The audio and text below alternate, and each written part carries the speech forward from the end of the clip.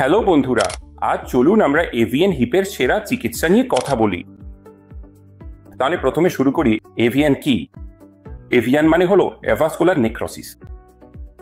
সহজভাবে বললে এভিয়ান মানে হাড়ের টিস্যুর মৃত্যু, যার রক্ত সরবরাহের অভাবে হয়। যখন ফিমার হেডে রক্ত সরবরাহ স্বাভাবিক থাকে না, তখন ধীরে ধীরে সময়ের সাথে সাথে এটি ধ্বংস হয়ে যায় এবং আর্থ্রাইটিস দেখা দেয়। ফিমার হেড মূলত বলের মতো। ফিমার হাড়ের সেই অংশ যা হিপ জয়েন্টের এক অংশ গঠন করে। আমাদের হিপ মূলত একটি বল ও সকেট জয়েন্ট। সকেটটি গঠিত হয় অ্যাসিটাবুলাম নামক গঠন দ্বারা, আর বলটি গঠিত হয় ফিমারের হেড দ্বারা।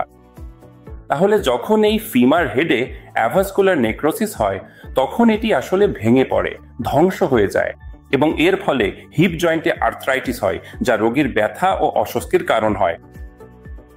তাহলে যখন আমরা এভিএন এর সেরা চিকিৎসা নিয়ে কথা বলি, প্রথমেই আমাদের বুঝতে হবে এভিএন কেন হয়। এভিএন দীর্ঘমেয়াদী স্টেরয়েড ব্যবহারের কারণে, অতিরিক্ত অ্যালকোহল সেবনের কারণে, অথবা পুরনো কোনো হিপ ইনজুরি বা ফ্র্যাকচারের কারণে হতে পারে। কখনো কখনো সিকল সেল ডিজিজের মতো রক্তের রোগ, অথবা কোনো অটোইমিউন ডিজিজ, মেটাবলিক ডিজিজ, কিংবা কখনো কোনো কারণ ছাড়াই এটি হতে পারে। তাহলে যখন আমরা এভিএন এর সেরা চিকিৎসা নিয়ে কথা বলি, তখন কিছু পরিবর্তনযোগ্য কারণ আছে এবং কিছু অপরিবর্তনীয় কারণ আছে। অপরিবর্তনীয় কারণের মধ্যে রয়েছে সিকেল সেল ডিজিজ বা অটোইমিউন ডিজিজের মতো বিষয়, যেখানে আপনার রোগের ওপর কোনো নিয়ন্ত্রণ থাকে না। কিন্তু পরিবর্তনযোগ্য ঝুঁকির মধ্যে অ্যালকোহল বা স্টেরয়েড ব্যবহারের মতো বিষয় রয়েছে। তাই আপনি যদি অ্যালকোহল বা স্টেরয়েড এড়িয়ে চলতে পারেন, তাহলে অবশ্যই নিশ্চিত করতে পারবেন যে আপনার হিপ ঠিক থাকবে।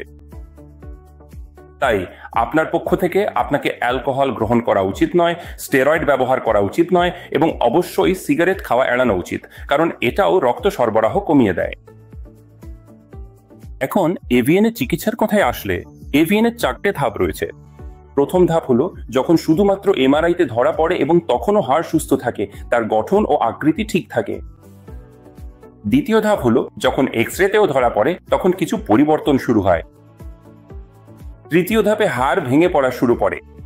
এই পর্যায়ে ব্যথা শুরু হয়, জড়তা আসে, এবং রোগী দৈনন্দিন কাজকর্মে প্রকৃত অস্বস্তি অনুভব করে।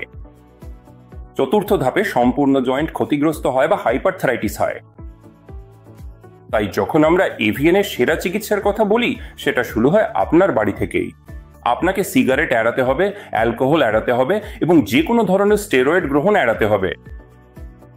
এখন যখন রোগী প্রথম বা দ্বিতীয় ধাপে থাকে, তখন আমরা হিপ জয়েন্টটি বাঁচানোর চেষ্টা করি। তাই আমরা এমন কিছু বিকল্প নেই, যেমন রক্ত প্রবাহ বাড়ানোর জন্য ওষুধ দেই, রোগীকে ওজন কমাতে বলি, নিয়মিত ফিজিওথেরাপি ও হিপের ব্যায়াম করতে বলি। এছাড়াও এর পাশাপাশি কখনো কখনো আমরা রোগীকে কোর ডিকম্প্রেশন সার্জারির পরামর্শ দিই, যেখানে আমরা ফিমার হাড়ের গলার অংশে একটি ছোট ছিদ্র করি, যাতে বল অংশে অর্থাৎ ফিমার হেড অংশে রক্ত চলাচল বাড়ানোর আশা করা হয়। এখন কোর ডিকম্প্রেশন সার্জারির অনেক ধরনের পরিবর্তিত পদ্ধতি আছে। কখনো আমরা এর সাথে হাড়ের গ্রাফট দিই, কখনো স্টেম সেল দিই, কখনো পিআরপি দিই, আবার কখনো বোন ম্যারো ব্যবহার করি। তাই এগুলো সবই কোর ডিকম্প্রেশন সার্জারির বিভিন্ন পরিবর্তিত পদ্ধতি, যার উদ্দেশ্য রোগীর হিপ বাঁচানো, যাতে এভিএন আর এগিয়ে না যায়। কিন্তু কখনো কখনো আমাদের সব চেষ্টার পরও এভিএন এগিয়ে যেতে থাকে, এবং এটি এভিএন এর তৃতীয় বা চতুর্থ ধাপে পৌঁছে যেতে পারে। তাই যখন আমাদের কাছে তৃতীয় বা চতুর্থ ধাপের এভিএন থাকে, তখন রক্ষণশীল চিকিৎসা কার্যকর নাও হতে পারে, কারণ রোগীর তখন আর্থ্রাইটিসের কারণে প্রচন্ড ব্যথা হয়। এটি তার হাঁটা, বসা, এমনকি ঘুমানোতেও প্রভাব ফেলে। জয়েন্টের নড়াচড়া অনেক কমে যায়। তাই এমন ক্ষেত্রে আমরা হিপ রিপ্লেসমেন্ট সার্জারির দিকে যাই।